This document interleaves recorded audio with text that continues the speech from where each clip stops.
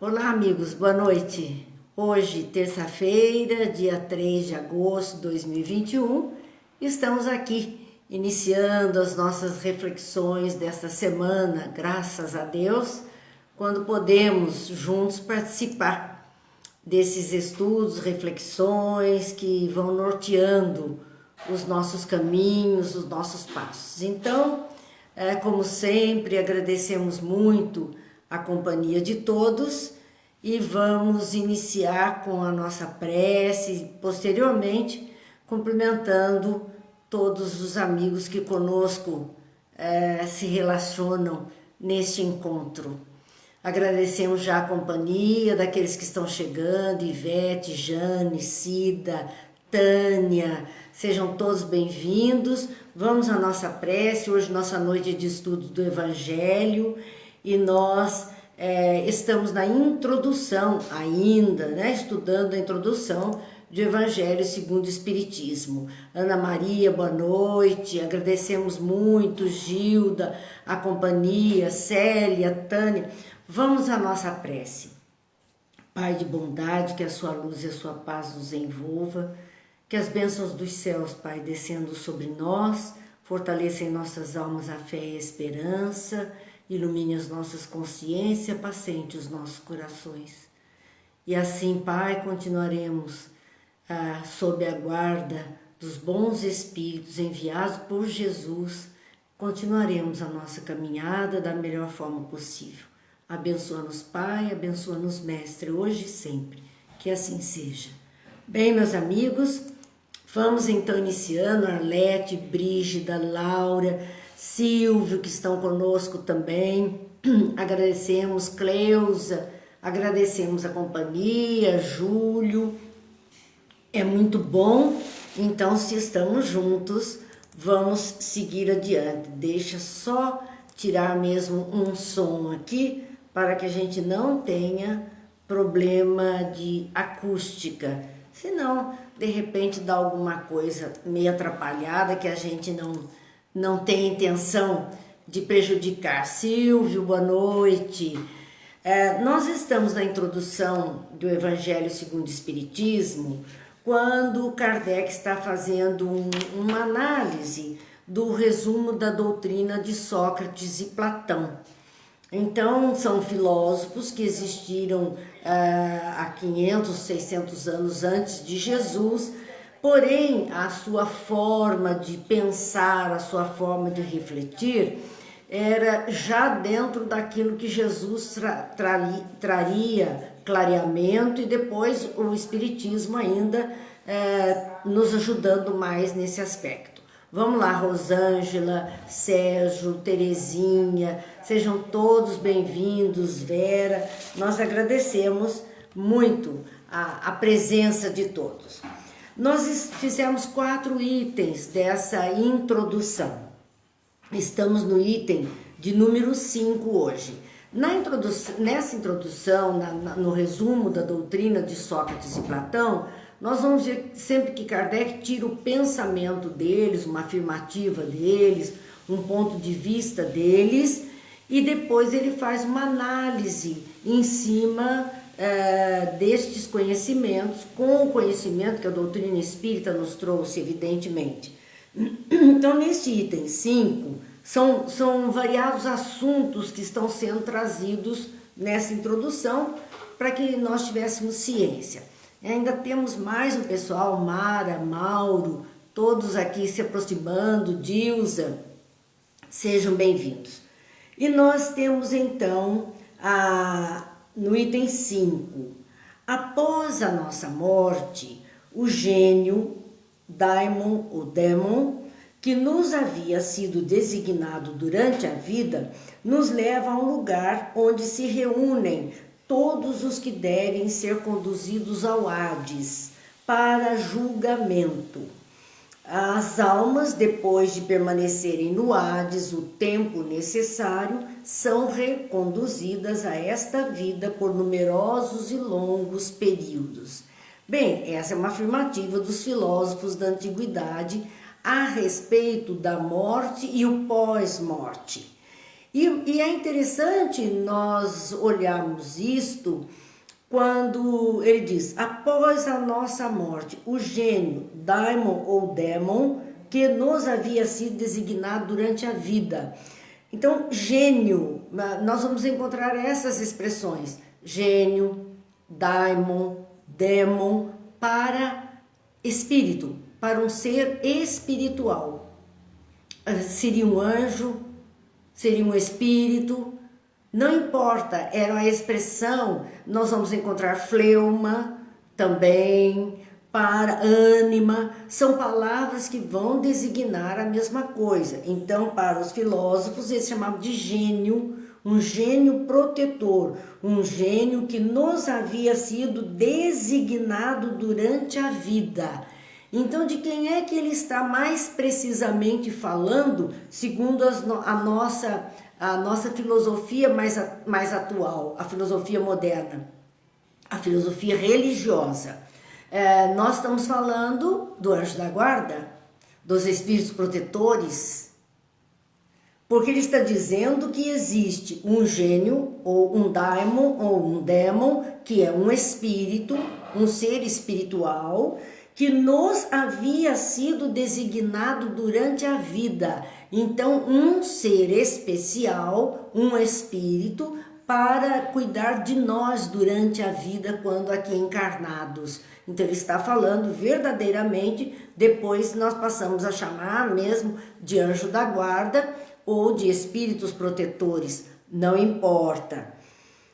Ainda nos diz assim: este ser, então este que zela por nós, esse protetor, esse anjo da guarda, ele nos leva a um lugar onde se reúnem todos que devem ser conduzidos ao Hades para julgamento.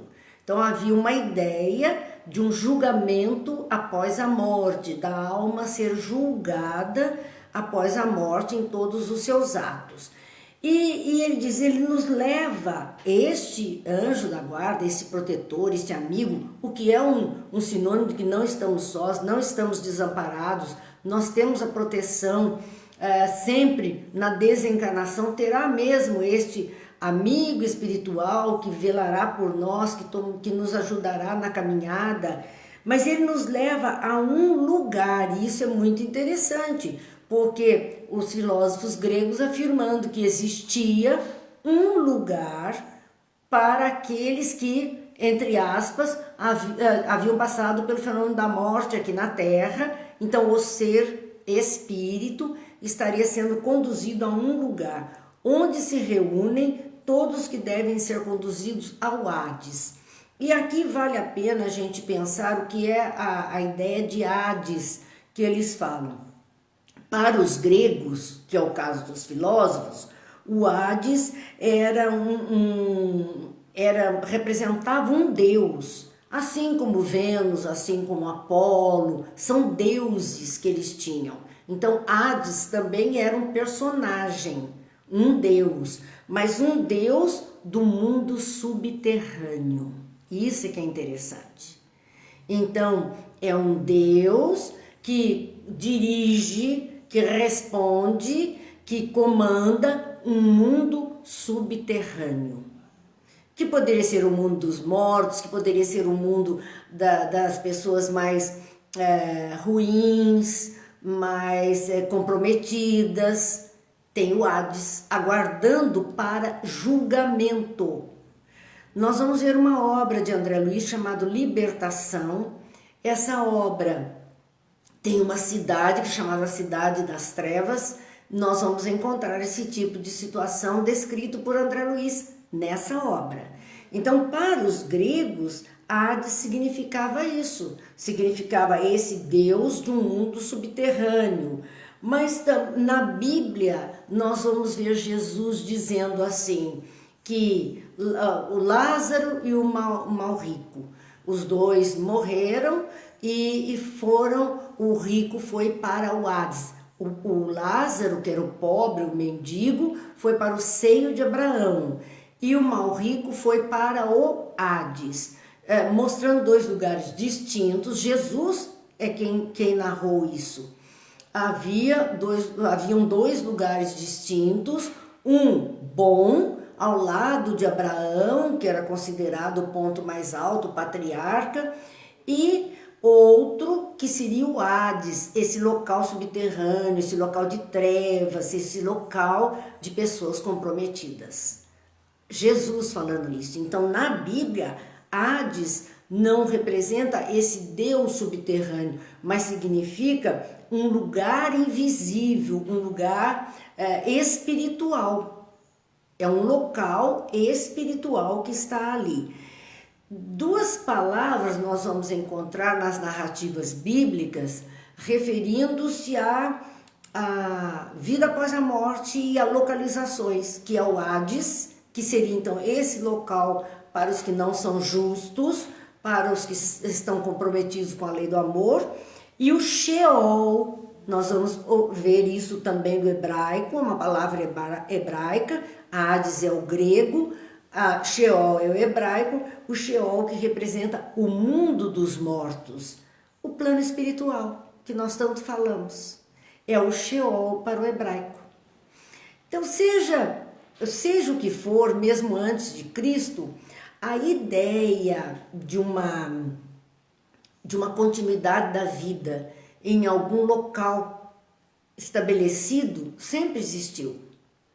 E aqui eles afirmavam que após a morte nós seríamos conduzidos pelo nosso gênio, ou seja, o nosso anjo protetor, o nosso espírito protetor, nosso anjo de guarda, para um local onde todos aqueles que deveriam ser conduzidos ao Hades seriam conduzidos para o julgamento, a separação, né, entre joio e trigo, que a gente tanto fala. Vamos boa noite a Regiane, a Lourdes, ao Gil, Lília, sejam bem-vindos, Rosângela, Eliane, France, Terezinha, sejam bem-vindos, sempre alegria para nós, Marcelo também, nós agradecemos a companhia. Então, essa era a posição de Sócrates e Platão com respeito à vida depois da morte do corpo físico. E Kardec faz apenas uma anotação dizendo: essa doutrina de termos um gênio ou um daimon ou um demon nos conduzindo, e aquele que foi dado para zelar por nós enquanto encarnados, esta é a doutrina dos anjos guardiães ou espíritos protetores. E havia um detalhe nesta fala dos filósofos, quando eles dizem que as almas, depois de permanecer, continuando, após o julgamento, as almas, depois de permanecerem no Hades, então não são aquelas almas que teriam praticado tanto bem que merecesse estar num local melhor, mas aquelas que traziam comprometimentos, enganos, então teriam passado por essa dimensão mais baixa, vibratória mais baixa. As almas que permanecerem no Hades o tempo necessário, então existe um tempo para permanecer nesta condição, é o tempo do arrependimento, é o tempo da lembrança de Deus, é o tempo da vontade de mudar, esse é o tempo. Então há um tempo necessário para qualquer mudança, elas são reconduzidas a esta vida. Então eles falaram da vida material. Eles diziam, elas, após permanecerem nesse local, no mundo espiritual, um tempo necessário, não precisou-se quanto tempo, elas seriam reconduzidas a esta vida por numerosos e longos períodos. Numerosos, não seriam reconduzidos uma única vez, até que se depurassem por inteiro para não necessitar mais retornar e nem ficar no Hades, que era essa zona umbralina, como nós chamamos.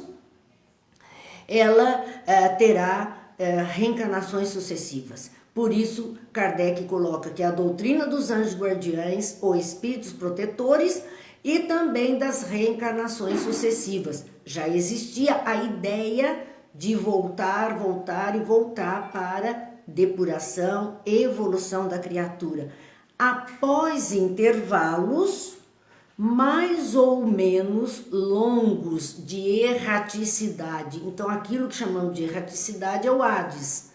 E seriam períodos, intervalos mais ou menos longos de erraticidade, porque depende do que estamos fazendo, do que estamos aprendendo, do que queremos fazer, como queremos voltar, depende de uma série de coisas.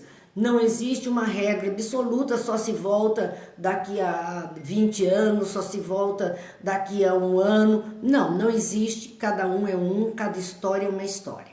Vamos lá, boa noite, Lia, Gil, boa noite.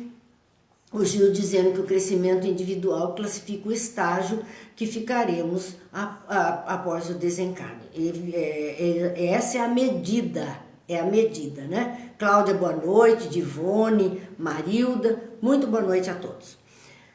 Então, para quem quiser saber mais a respeito dessa proposta de anjos guardiães, tem na segunda parte do Livro dos Espíritos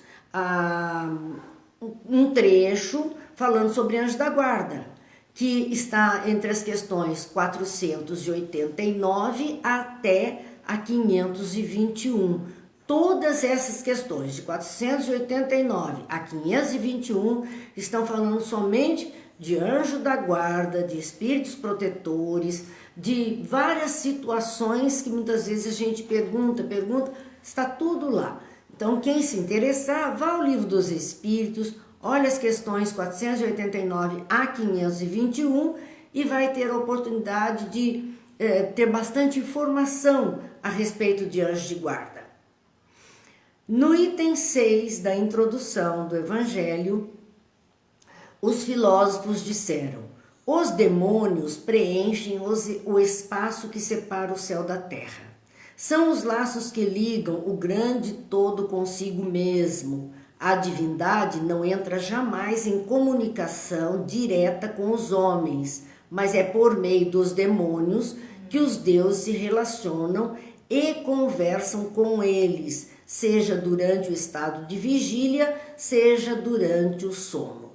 Então, voltando ali ao item 4, nós vimos que falar em gênio ou em daimon, que é demônio ou démon, não necessariamente é o demônio como Satanás, como aquele ser maligno. Não, era simplesmente o ser espiritual. Então, um anjo, a palavra demônio que vem do grego, cabia dentro, aí cabia.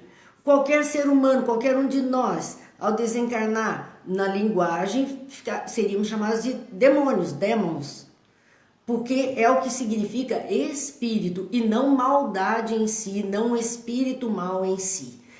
O tempo para nós aqui, ocidentais, trouxe essa conotação, que seria atribuída a Satanás e não a demônio como daimon, que é sopro, é vida, é vento, é fluido que passa. Então, aqui os filósofos diziam que os demônios preenchem o espaço que separa o céu da terra, ou seja, os espíritos, de todos os níveis. Então, entre a crosta terrena e as esferas espirituais mais elevadas, que simbolizariam o céu, todo esse espaço está preenchido por espíritos. Por isso que aprendemos em Espiritismo que nós temos uma população espiritual que foi destinada ao planeta Terra, aquela continha que nós já fizemos várias vezes, até que haja mudança, a gente vai ficar dentro desse número, de 22 bilhões de espíritos que estariam destinados ao planeta. Mas quando falamos destinados ao planeta, não estamos falando de 22 bilhões de espíritos encarnados, porque na crosta nós estamos encarnados. E hoje, na crosta, nós temos aproximadamente 8 bilhões de pessoas. Quer dizer que nós vamos ter lá 14 bilhões de espíritos desencarnados, 8 bilhões encarnados na crosta. 14 bilhões estão nas esferas espirituais, entre a esfera mais densa e a esfera mais sutil, que nós chamaríamos de céu, dos espíritos mais nobres. Então, todos esses universos, se nós pudéssemos, para efeito de entendimento, colocarmos como universos paralelos, todos esses universos paralelos estão preenchidos de pessoas, de espíritos criados por Deus, terráqueos, neste condomínio chamado Terra. Porque quando nós falamos em planeta Terra, muita gente olha apenas aquele mapa mundi onde mostra a crosta terrena, quebrada, rachada, né? Quase um quebra-cabeça formando os continentes. Nós pensamos só nisso. E não é o planeta como um todo. Tem a crosta terrestre, tem as estruturas interiores do planeta, as grandes fossas abissais e abismais que estão na crosta terrena, e temos as esferas etéreas que estão compondo a nossa atmosfera até o final desse limite do planeta. Então o planeta não é só a crosta, é tudo isso, esse aglomerado de esferas espirituais com densidades diferentes, como se fossem universos paralelos, onde almas estão, onde espíritos estão. E o interessante é nós observarmos como os gregos antigos pensavam, que os espíritos preenchem o espaço que separa a terra do céu. São os laços que ligam o grande todo consigo mesmo. Então, quando aquela ideia de que somos centelhas divinas, que estamos unidas à fonte criadora, a Deus, está aqui embutida. A divindade não entra jamais em comunicação direta com os homens, e a expressão homens é para os espíritos encarnados, nós que estamos encarnados. Então, Deus não entra diretamente aqui, ou mesmo com a humanidade desencarnada mais densa. Ele não entra diretamente em contato, mas é por meio dos demônios, ou seja, dos espíritos, que os deuses, eles pensavam em deuses, não em Deus em si, mas deuses, quer dizer, espíritos nobres.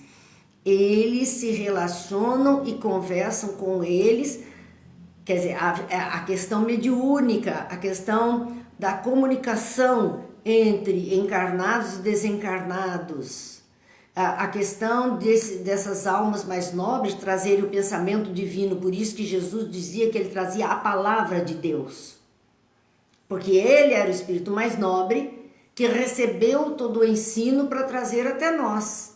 Nós não teríamos condição de receber diretamente de Deus, mas ele recebia, talvez de espíritos ainda mais nobres que ele, porque quando se fala em deuses, nós estamos falando em espíritos muito elevados, não o Deus Todo-Poderoso, Pai Celestial, mas escalas de espíritos nobres que estão compondo e dizendo que por meio dos espíritos que os deuses se relacionam e conversam com os homens. É um ato mediúnico. Por meio dos espíritos nós recebemos orientações, palavras de ajuda, por meio dos espíritos em atividades mediúnicas, via o médium encarnado. E conversam com eles, só que aqui ele está mostrando já as duas formas de contato mediúnico, que é bastante interessante. Conversam com eles, seja durante o estado de vigília, ou seja, durante o sono. Então, existe um estado de vigília, que é o estado de um nível de consciência. Um médium, num trabalho mediúnico, ele entra nesse estado, e nesse estado, então, é que favorece captar outras mentes, outros pensamentos, detectar outras presenças, ou seja, durante o sono, quando nós fazemos aquilo que chamamos desdobramento, podemos sair do corpo físico e contatar o mundo espiritual que está ao nosso redor. Então os gregos antigos já falavam sobre isso. Não seria novidade alguma. Vamos lá que ainda temos boa noite a dizer a Thaís, ao Rodrigo, a Edith, sejam bem-vindos, sempre um motivo de festa para nós. A Marilda, é bom quando estamos juntos. Kardec vai fazer um comentário sobre essas afirmativas todas que os filósofos gregos fizeram, falando, a palavra daimon, da qual se originou demônio, não era tomada no mau sentido pela antiguidade. O mau sentido é atribuir a demônio a qualidade de Satanás, que seria diferente. Daimon, eles na antiguidade não significava isso, como entre os modernos. Não se aplicava essa palavra exclusivamente para seres malfazejos, mas aos espíritos em geral. Então não era para aplicada demônio, daimon, na antiguidade, não era aplicada a espíritos maus, era a todos os espíritos, todos os seres espirituais, entre os quais se distinguiam os menos elevados ou demônios propriamente ditos, como hoje nós entendemos, que se comunicavam diretamente com os homens. O Espiritismo ensina também que os espíritos povoam o espaço, porque no Espiritismo nós temos aprendido isso. Jesus já disse, há muitas moradas na casa do meu Pai. Se assim não fosse, eu vou-lo teria dito. Então ele está garantindo que existiam muitos lugares neste universo imenso para acolher os filhos de Deus, as criaturas de Deus. Na cruz, no momento da cruz, aquele que é tido como bom ladrão, fala, Senhor, lembra-te de mim quando entrares no teu reino. E ele instantaneamente diz àquele homem, ainda hoje estará comigo na casa do meu Pai. É interessante que nós vemos que há locais, e Jesus faz essa afirmação várias vezes. Então, tanto o Espiritismo tem nos falado de espíritos, ou daimons, como quiserem, né? Quanto tem falado também da comunicação entre esses espíritos e os homens aqui encarnados, que seria o processo mediúnico, tanto quanto o Espiritismo tem ensinado que os espíritos povoam o espaço, que Deus não se comunica com os homens senão por intermédio dos espíritos puros. Por isso Jesus diz que ele era aquele que tinha a palavra para nós. Ele trazia de Deus os ensinos para nós, o espírito mais puro que a terra pôde conhecer. Então, através dele, nós recebemos mensagens divinas para a nossa melhoria, o nosso crescimento. E continua Kardec analisando ainda, encarregados de nos transmitir a sua vontade. E se a gente olhar a proposta do Cristo, qual então a vontade de Deus trazida por Jesus para todos nós, é que a lei do amor fosse para valer entre nós e que aqui se estabelecesse o reino dos céus, o reino do bem. A vontade de Deus é que todos tenhamos o socorro, a ajuda, o bem-estar, a felicidade. Essa é a vontade de Deus para todos os seus filhos, sem exceção. Isso é a vontade dos pais humanos. Imagine Deus, então, o nível a que isso atinge.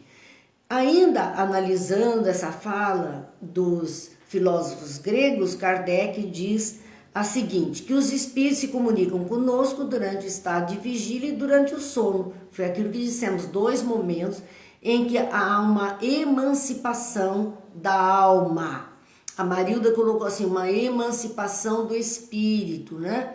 Mas é uma emancipação da alma, porque nós estamos aqui encarnados, então somos almas que estamos aqui e há uma emancipação momentânea, limitada em uns, mais limitadas em outros, menos limitadas em outros, há uma variação que dá àquela criatura condição de percepção do extrafísico também. Substitui a palavra demônio pela palavra espírita, nesse postulado dos filósofos gregos, e tereis a doutrina espírita. Tudo que eles falaram É o que a doutrina espírita tem falado. Apenas um nome a ser substituído, que para eles tinha a mesma conotação, mas é uma tradução, então, desse nome mais adequada aos nossos tempos. Substitui a palavra demônio pela palavra espírito, na filosofia de Sócrates e Platão, e tereis a doutrina espírita, onde a palavra anjo para espíritos ou para esses daimons que eles falam, e tereis a doutrina cristã, que falava dos anjos, que sempre falou dos anjos. A doutrina cristã fala dos anjos, que são esses seres espirituais mais elevados. Então a gente vê que não tem nada de diferente na doutrina espírita desse pensamento, nesses pontos dos pensamentos de Sócrates e Platão.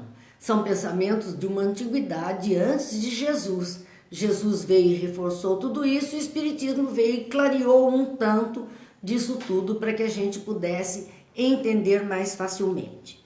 Vamos ao nosso tópico de número 7 da doutrina de Sócrates e Platão, que diz assim: a preocupação constante do filósofo, tal como compreendem Sócrates e Platão, é a de ter o maior cuidado com a alma, menos em vista desta vida que é apenas um instante, do que em vista da eternidade. Se a alma é imortal, não é sábio viver com vistas à eternidade? Era esse o pensamento dos filósofos antigos. A alma é imortal, então por que vamos viver aqui com os olhos voltados apenas para esta vida que é fugaz, que tem começo, meio e fim? Apenas presos a esta vida terrena, quando somos seres imortais e deveríamos nos ocupar em pensar a nossa imortalidade e nos preparar para essa imortalidade. Nós estamos na Terra para usar o que a Terra pode nos oferecer, para contribuir com a Terra, fazer um projeto de crescimento e maturidade espiritual, claro, mas não somos seres da Terra, do planeta, da crosta. Nós não somos, nós somos seres do universo, espíritos criados por Deus que vão transcender a Terra. O dia que o planeta não existir mais, como muitos planetas já se desfizeram, já não existem mais no universo, as almas ou os espíritos que habitaram aquela casa, aquela morada, estarão em outra morada. Não se acabarão com a casa, com o planeta. O planeta pode se acabar, mas os seres que habitam esse planeta continuarão para a eternidade. São seres imortais, criados por Deus. Então arranjarão outra casinha para morar e vamos que de canto em canto do universo vamos fazendo a nossa trajetória de vida. Então é preciso que a gente observe que os filósofos gregos já pensavam isso. Ele dizia: se a alma é imortal, não é sábio viver com vistas à eternidade? O nosso investimento, porque investimos tanto na vida material e tão pouco na vida espiritual. E somos espíritos. Então é preciso refletir um pouquinho, né? Se nos amamos de verdade, que nos cuidemos de verdade. Vamos ao boa noite. Eu não disse a Marilda, a Edith, a Lena, a Mara, a Jaqueline, sejam todos bem-vindos. No item de número 7, então, falava-se a respeito disso e Kardec faz uma única observação, dizendo assim: o cristianismo e o espiritismo ensinam a mesma coisa, a nos olharmos como seres imortais, como seres que teremos continuidade independente da matéria que estamos usando, e que é justo e correto que a gente amadureça e consiga se perceber como esse ser espiritual, a fim de investir em nós mesmos como espíritos para uma vida que transcende a materialidade. Estamos na Terra, precisamos aqui colaborar e aqui usufruir. Temos o direito e os deveres de quando estamos encarnados, mas teremos nossa vida espiritual na continuidade. Então também temos que ter créditos na vida espiritual, nos ocuparmos um pouquinho dessa vida espiritual que nos aguarda após a passagem pela vida material. O item de número 8, hoje está sendo rápido, hein? O pessoal até não está comentando tanto. Cristiane, boa noite. Ana Fátima, boa noite. Jaqueline, boa noite. Nós já vamos para o item de número 8, onde os filósofos gregos diziam: se a alma é imaterial, ela deve passar após esta vida para um mundo igualmente invisível e imaterial, da mesma maneira que o corpo, ao se decompor, retorna à matéria. Importa somente distinguir bem a alma pura, verdadeiramente imaterial, que se nutre como Deus da ciência e dos pensamentos, da alma mais ou menos manchada de impurezas materiais, que a impede de elevar-se ao divino, retendo-a nos lugares de sua passagem pela terra. É uma série de ensinamentos dentro desse pensamento de Sócrates e Platão. Kardec diz, eles compreendiam perfeitamente os diferentes graus de desmaterialização da alma. Então vamos lá, dissecar um pouquinho esse pensamento deles, essa narrativa socrática. Ele dizia, se a alma é imaterial, porque nós vamos ver que ele vai usar até uma palavra mais adiante, verdadeiramente imaterial.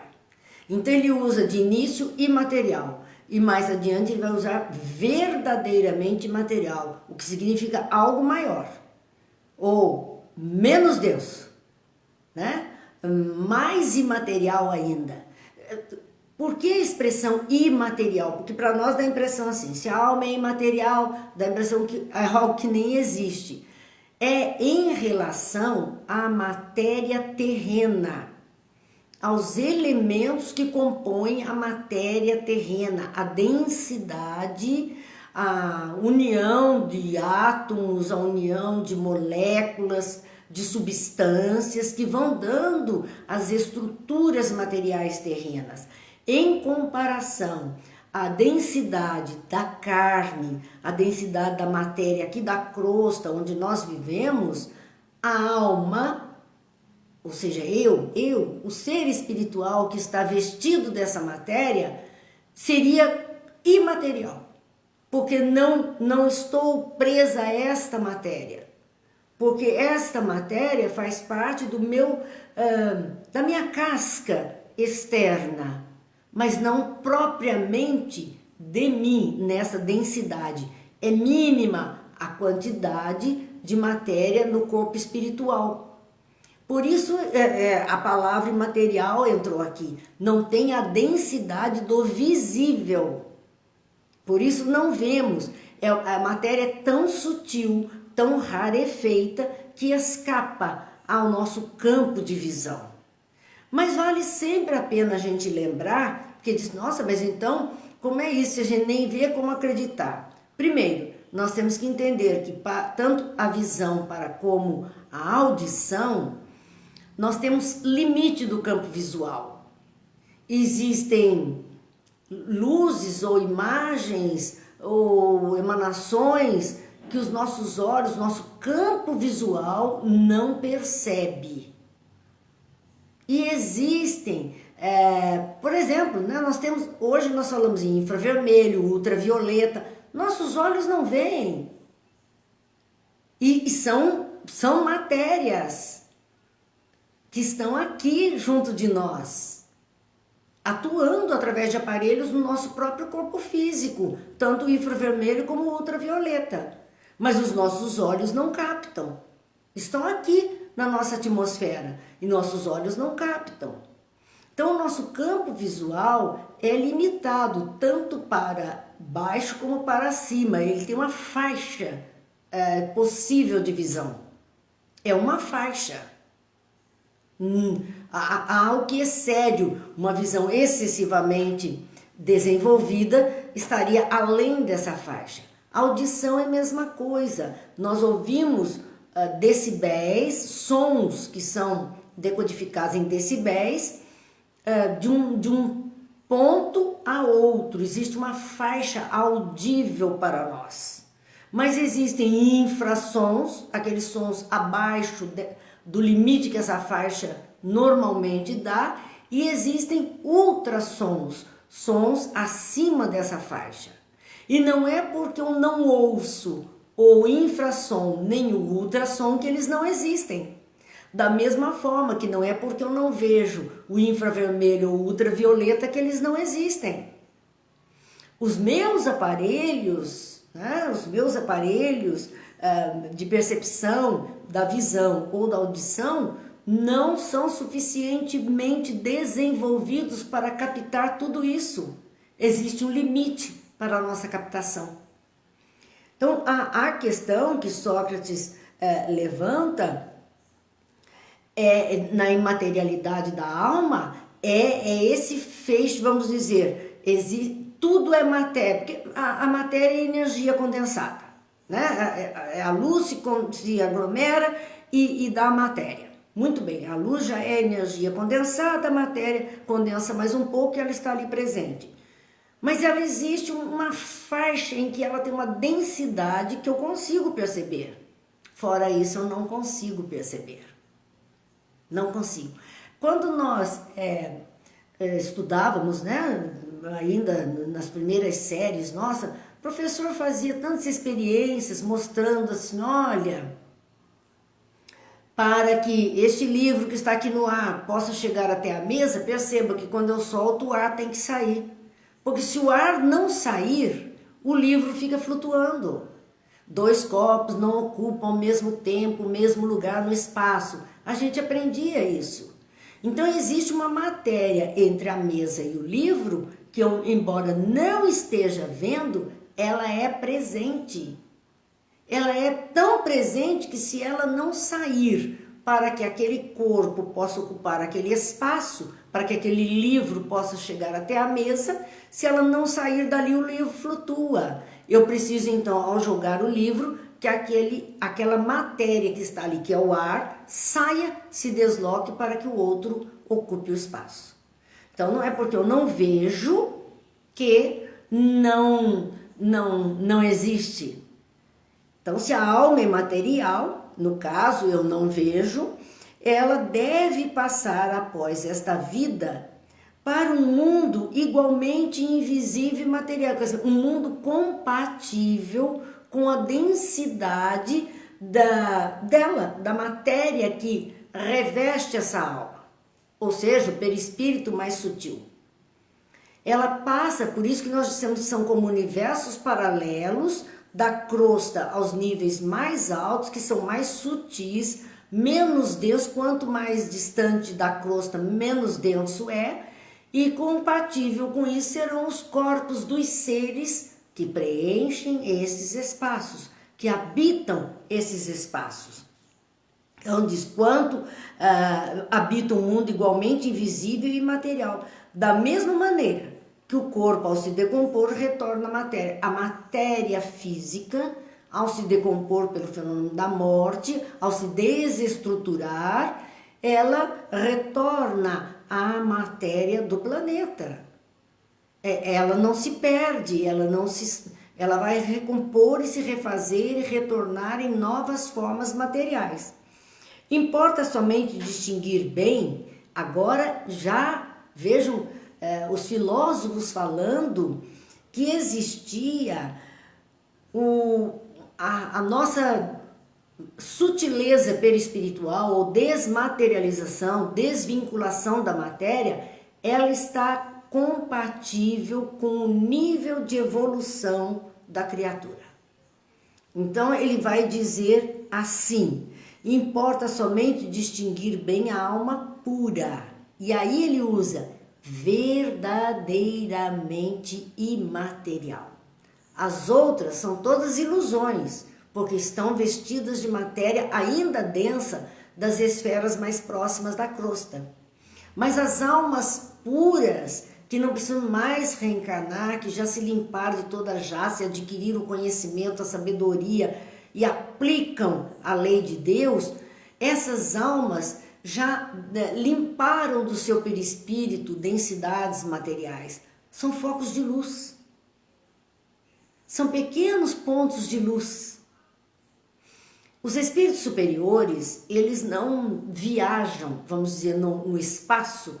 Se chegasse agora aqui junto de nós um espírito superior, viesse nos ajudar, ele não viria na forma humana. Ele viria como um pequeno núcleo de luz, um átomo luminoso. Porque é isso que ele se transformou.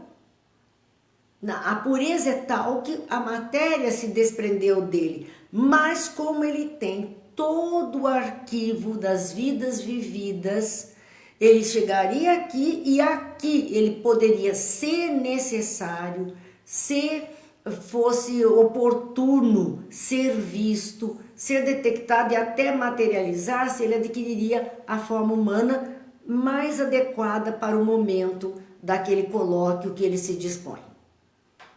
Então ele não viaja como uma alma, um ser vestido, não, ele é um núcleo luminoso. Por isso que é centelha divina. Centelha divina. É uma essência divina, uma faísca de Deus, é o que ele torna. Então os filósofos já comentavam isso. Importa distinguir bem a alma pura, verdadeiramente material, que se nutre como Deus da ciência de pensamentos. Esse é o campo de ação dos grandes espíritos. É preciso distinguir esses das almas mais ou menos manchadas de impurezas materiais.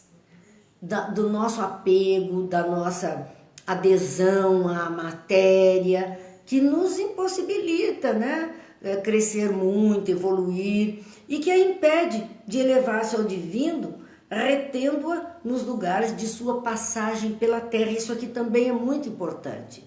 Entendiam eles que a alma, que não estava ainda purificada e próxima de Deus, esta alma sujeita a reencarnações, estaria sempre próxima, presa aos lugares de sua passagem pela terra. Dentro da mesma família, dentro do mesmo núcleo, às vezes dentro do mesmo país, dentro da mesma sociedade. Ele está sempre dentro do quadro da vida terrena. Aí Kardec faz um comentário, como todas as vezes ele faz um comentário. Ele diz: Sócrates e Platão, como se vê, compreendiam perfeitamente os diferentes graus de desmaterialização da alma. Então nós temos almas mais materializadas, mais apegadas, mais densas no corpo espiritual, consequentemente refletindo uma pessoa mais apegada e voltada para as coisas da vida material. E temos almas mais desapegadas de tudo que é materialidade, mais livres, perispíritos mais translúcidos. Então aquelas criaturas fantásticas que a Terra já conheceu, e existem muitas com certeza nesse planeta nos ajudando, estando encarnadas aqui entre nós. Eles insistem sobre as diferenças de situação que resultam para ela de sua maior ou menor pureza. Então, conforme o grau de pureza, é conforme o destino, conforme o local onde estarão, conforme o local onde reencarnarão ou irão viver. Isso que eles diziam por intuição, porque era da mente desses filósofos, era do seu pensamento, das suas reflexões, analisando os fatos. Então, isso que eles diziam por intuição, o Espiritismo prova pelos numerosos exemplos que nos põe diante dos olhos. E aí recomendo-se então a leitura da obra O Céu e o Inferno na sua segunda parte.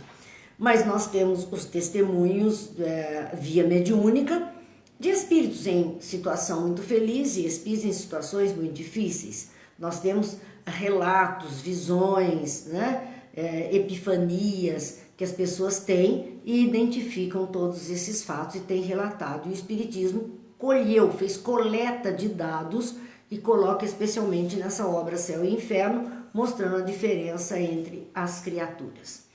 Boa noite, Marcos, que entrou e eu não tinha podido ainda cumprimentá-lo. Mas continuemos, porque já que o pessoal está tão quietinho hoje, continuemos.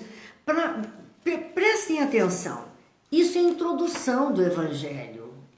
E Kardec está dissecando a doutrina espírita junto com Sócrates e Platão, que era o pensamento deles também, e é o pensamento do Cristo, e é o pensamento do Espiritismo, para que a gente entenda tudo aquilo que Jesus ensinou.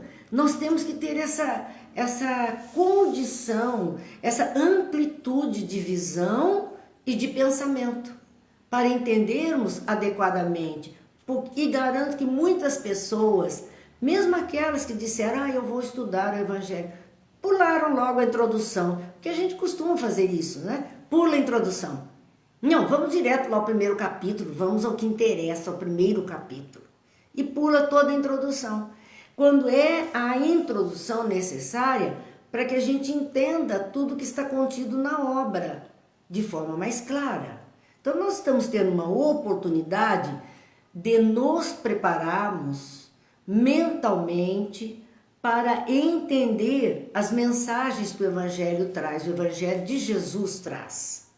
Por isso que nós precisamos de ir com calma nessa introdução, analisando, porque são os pontos de base da doutrina espírita, concordes a Sócrates e Platão, concordes a Jesus, como nós vamos ver logo no primeiro capítulo.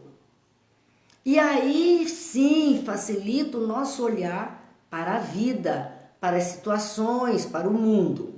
Então vamos ao item de número 9, que diz assim: se a morte fosse a dissolução total do homem, isso seria de grande vantagem para os maus, que após a morte estariam livres ao mesmo tempo de seus corpos, de suas almas e de seus vícios. Então os filósofos já diziam isso. Se a morte fosse a dissolução total, acabava tudo ali, vantagem para quem foi ruim, fez um monte de coisa errada, se apropriou de muita coisa dos outros, explorou pessoas, porque ele está livre de todo e qualquer compromisso. Aquele que adornou sua alma, não com enfeites estranhos, mas os que lhe são próprios, ele somente poderá esperar com tranquilidade a hora de sua partida para o outro mundo, né? Ele disse, aquele que verdadeiramente se tornou um homem de bem, esse é que pode esperar com tranquilidade, o outro não pode esperar com tranquilidade, porque ele vai responder, olha o Hades aguardando para que ele tenha um tempo necessário de refletir e voltar quantas vezes necessárias forem para a sua melhoria. Kardec vai fazer também uma análise disso, dizendo, em outros termos, que quer dizer que o materialismo que proclama o nada após a morte seria a negação de toda responsabilidade moral ulterior e, por conseguinte, um estímulo ao mal que o malvado tem tudo a ganhar com o nada. Quer dizer, o materialismo dizendo, a vida acaba ali, não tem mais nada mesmo, bobagem, você pode fazer tudo que for errado aqui, que está no desconto, a hora que você fechar os olhos, pronto, você usufruiu, aproveitou, fez tudo o que queria fazer. Então ele pode fazer maldades, que ele não vai responder por isso. Não há julgamento, acaba ali. Que o homem que se livrou dos seus vícios e se enriqueceu em virtudes é o único que pode esperar tranquilamente o despertar para outra vida. Porque ele se esforçou por melhorar-se.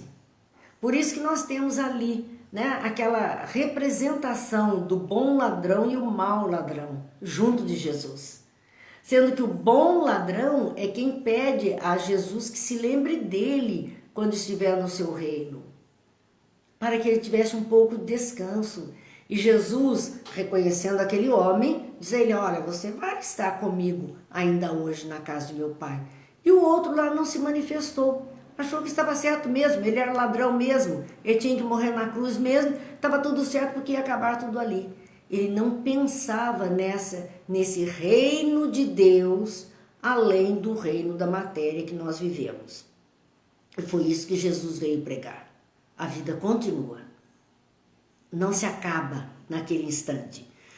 O Espiritismo nos mostra pelos exemplos, deixa eu voltar aqui. Sim, o Espiritismo nos mostra pelos exemplos que diariamente nos põe ante os olhos quanto é penosa para o malvado a passagem de uma para outra vida, a entrada na vida futura. Então, os relatos, os testemunhos que nós ouvimos, presenciamos, temos registros, isso mostra como essas pessoas que praticam o mal ficam atormentadas, né, pelo próprio mal que praticaram. É a hora da colheita, foi o que elas semearam. E por isso elas padecem, e por isso a misericórdia divina é tão grande que permite que elas voltem para refazer os seus próprios enganos, para não errar mais. Então ela tem que voltar e refazer os seus enganos para não cometer mais erros. Eu assisti há poucos dias um filme, não sei se vou lembrar o nome certo, mas é Amor Além da Morte, se não me engano.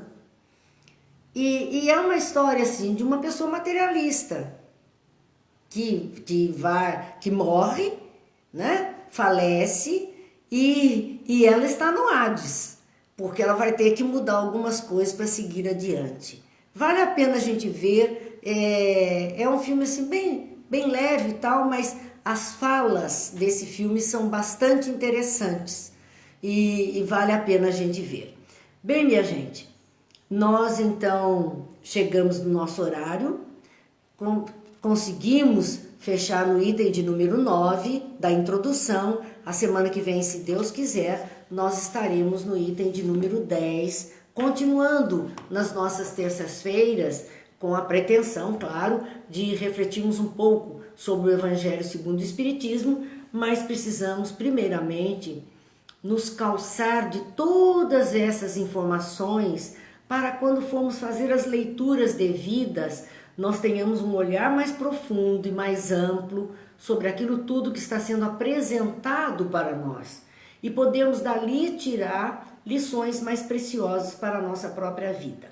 Vamos agradecendo muito a Deus, agradecendo a companhia dos amigos e encerrando a nossa noite hoje, como sempre, pedindo luz para as consciências, a fim de que tenhamos escolhas mais felizes para o planeta, para a humanidade do planeta, que nós possamos ter a mente energizada com o bem para podermos fazer escolhas mais felizes ao nosso caminhar. Façamos então a nossa reflexão de encerramento com a prece de Cáritas. Deus, nosso Pai, que sois todo poder e bondade, dai força àquele que passa pela provação. Dai luz àquele que procura a verdade e ponde no coração do homem a compaixão e a caridade. Deus, dai ao viajor a estrela guia, ao aflito a consolação, ao doente o repouso. Pai, dai ao culpado o arrependimento, ao espírito a verdade, à criança o guia, ao órfão ao pai. Senhor, que a vossa bondade se estenda sobre tudo o que criastes. Piedade, Senhor, para aqueles que não vos conhecem. Esperança para aqueles que sofrem. Que a vossa bondade permita aos espíritos consoladores derramarem por toda parte a paz, a esperança e a fé.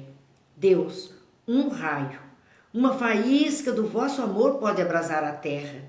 Deixa-nos beber nas fontes desta bondade fecunda e infinita, e todas as lágrimas secarão, todas as dores se acalmarão. Um só coração, um só pensamento subirão até vós, como um grito de reconhecimento e de amor. Como Moisés sobre a montanha, nós vos esperamos com os braços abertos. Ó poder, ó bondade, ó beleza, ó perfeição, e queremos de alguma sorte merecer a vossa misericórdia. Deus, Dá-nos a força de ajudar o progresso a fim de subirmos até vós. Dá-nos a caridade pura, dá-nos a fé e a razão, dá-nos a simplicidade que fará de nossas almas o espelho onde se refletirá a vossa divina imagem. Que Deus nos abençoe, Jesus nos ilumine e amanhã, se Deus quiser, estaremos aqui com a obra Pão Nosso. Fiquem em paz, uma boa noite a todos, a paz nos lares, alegria nos corações.